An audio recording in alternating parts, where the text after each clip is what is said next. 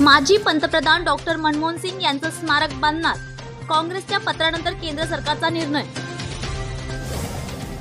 तिसऱ्या दिवशी दुसऱ्या सत्रात टीम इंडियाचा पलटवार, नितीश रेड्डी आणि वॉशिंग्टन सुंदरची शतकी भागीदारी।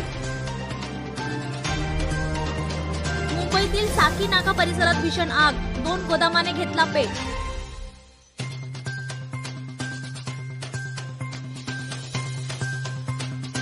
घाटकोपरमध्ये टेम्पो चालकाने 5 ते 6 जणांना चिरडले, एका महिलेचा मृत्यू।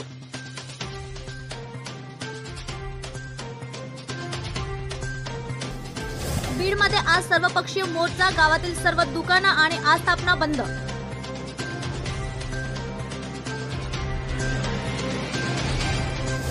नायलॉन मांजा निर्मिती, वापर व विक्री करणाऱ्यांवर होणार कडक कारवाई।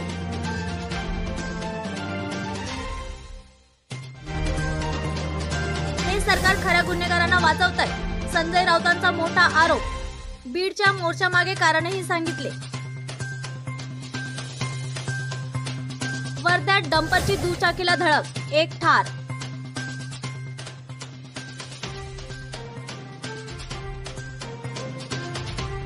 नागपुरात वाढदिवसाच्या सेलिब्रेशनवरून येताना काळाचा घात, माय लेकाचा जागीच मृत्यू।